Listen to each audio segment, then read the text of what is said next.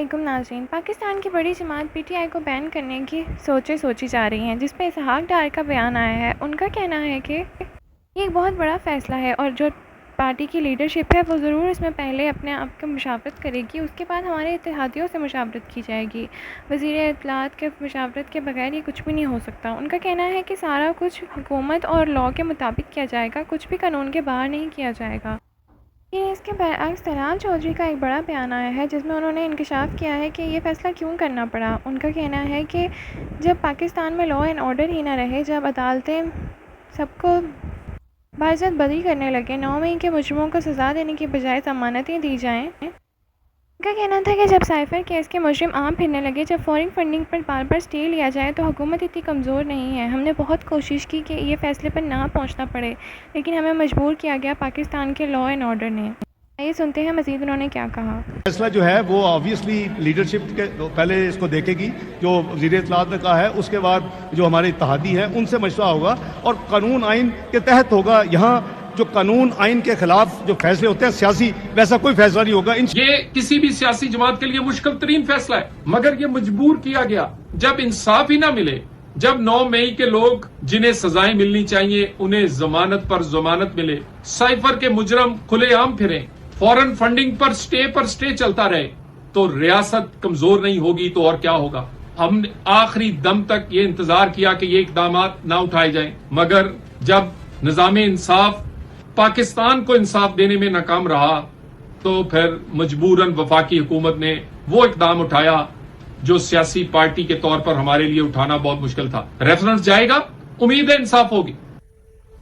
یہ بتا دیا، لیکن ناظرین میں زبیری صاحب یہ دوبارہ یہ تصویر جو ابھی دکھائی ہے ہم نے، جو محترم طلال چودھری صاحب ہمارے جو فیصل آباد سے وہاں پہ یہ تنظیم سازی کرتے ہیں اپنی پارٹی کی، ان کی پیچھے انہوں نے تصویر لگائی ہوئی ہے محترم نواز شریف صاحب کی، وہ ایک ہاتھ میں وہ کبوتر لے کے بیٹھے ہوئے، اگر دکھا دیں یہ پیچھے نظر آ رہا ہے۔ اور یہ اس دن کی تصویر ہے جس دن حسن ایوب صاحب نے ہمیں بتایا تھا وہاں سے کہ بس وہ پرائم منسٹر بنے کے بنے، اب دنیا کی کوئی طاقت ان کو نہیں روک سکتی، پاکستان کی عوام، پاکستان کے ادارے، اب ہر چیز everything is in line, تو he is going to the prime minister. اب وہ لوگوں نے 8 فروری کو ظاہر ہے ووٹ ان کے اگینسٹ دے دیا، تو اس کے بعد یہ ساری پریشانی ہے۔ قانونی نقطے کے اوپر آپ کی رائے چاہوں گا کہ اس وقت جو ہے ایک پولیٹیکل پارٹی کو اگر بین کرنا ہے تو یہ چارج شیٹ سائفر کیس انہوں نے بتایا وہ فارغ ہو چکا ہے، فورن فنڈنگ اس کے اوپر ابھی چل رہی ہے پروسیڈنگ پینڈنگ ہے کے اوپر سے،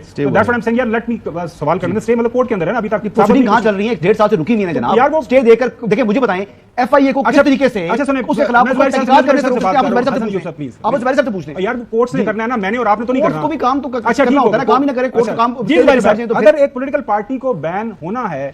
تو اس کے لیے کیا کیا چیزیں ان کو ثابت کرنی پڑیں گی کورٹ آف لاء کے اندر؟ بسم اللہ الرحمن الرحیم، بہت شکریہ آپ کا۔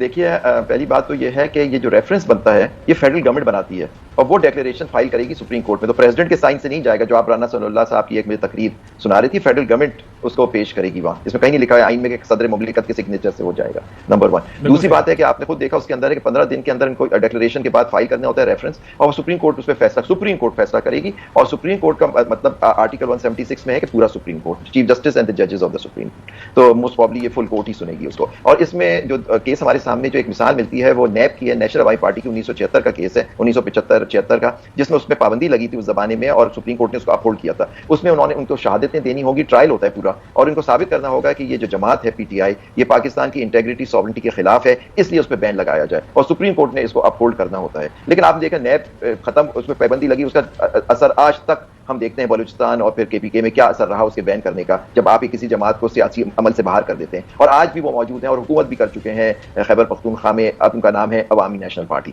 تو یہ دیکھیں نا، اس طرح بہت سی جماعتوں میں پابندی لگی، وہ دوسرے ناموں کے ساتھ آج بھی آپریٹ کر رہی ہیں، کچھ ایسی تنظیمیں تھیں جن پہ پابندی لگی، آج وہ دوسرے ناموں سے ہماری یہاں رجسٹرڈ ہیں، تو یہ کورٹ کو دیکھنا ہوگا کہ اس پہ۔ لیکن میں سمجھتا ہوں کہ جو ابھی آپ نے طلال چودھری صاحب کی تنظیم سازی کی بات سنائی ہمیں، اس سے تو کافی کلیئر ہو گیا کہ کس بوکھلاہٹ کا یہ لوگ شکار ہیں، کہ انہوں نے کہا کہ کیونکہ ان کو سزائیں نہیں دلوا سکے یا 9 مئی کے اس میں، کیونکہ دیکھیں الزام لگانا بڑا آسان ہوتا ہے کہ جی وہ شامل تھے، وہ 9 مئی میں تھے، انہوں نے پاکستان کی سالمیت پہ حملہ کر دیا، باہر انہوں نے یہ کر دیا، لیکن دیکھیں عدالت جو ہوتی ہے یا کوئی بھی ہوتی ہے وہ ثبوت مانگتی ہے، اور ثبوت سرکار کو دینا ہوتا ہے، سرکار کو پروسیکیوشن کرنی ہوتی ہے۔ اگر اتنی ہی ان کے اوپر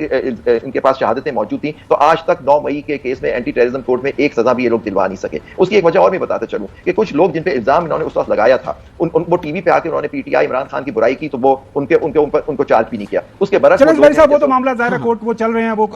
500 लोगों को सजा हो चुकी है जनाब। देखिए तो मैं कह रहा हूं एविडेंस के 500 से ज्यादा लोग कंविक्ट हो चुके हैं, मुझे हवाला नहीं करना, आपकी इत्तला पड़ेगा कोर्ट में। थोड़ी सी क्वेश्चन कर दूं मैं, इससे साबित हो गया कि कोर्ट में इनको जो नाकामी हो, और खास तौर पे जो अभी जो एसआईसी के केस में जो ये जो रिजर्व सीट्स के ऊपर जो फैसला है, उससे ये बिल्कुल ही भौखलाहट का शिकार हो गया। उन्होंने कहा कि जी हम तंजीम साजी इस तरह करेंगे, इस पार्टी को बैन जैसे कि आपने सुना माहिर कानून आबिद ज़ुबैरी साहब का कहना था कि ये बहुत ही बौखलाहट का शिकार है। उनका कहना था कि मतलब इसका ये है कि ये कोर्ट में इनको सज़ाएं नहीं दिलवा सके, इसलिए अब ये यहाँ तक पहुँच गए हैं। उनका ये भी कहना था कि बहुत सी पार्टीज़ को पहले भी बैन किया गया है, लेकिन वो दोबारा किसी न किसी और नाम से ऑपरेट कर ही रही हैं। उन्होंने KPK में भी एग्जाम्पल दी, उन्होंने और भी एग्जाम्पल्स दी। उनका कहना था कि बहुत सारी तंजीमों को भी बैन किया गया है, लेकिन वो फिर भी ऑपरेट कर रही हैं, ये इसका कोई मुकम्मल हल नहीं है। उनका कहना है कि 9 मई के अगर वाकई ही इनके पास बहुत सारे सबूत हैं तो वो अदालत में पेश क्यों नहीं किए, अदालत ने अब तक फ़ैसला क्यों नहीं किया। नाज़रीन, आपका इस सारे बारे में क्या ख्याल है? अपनी राय का इज़हार नीचे कमेंट सेक्शन में ज़रूर कीजिए।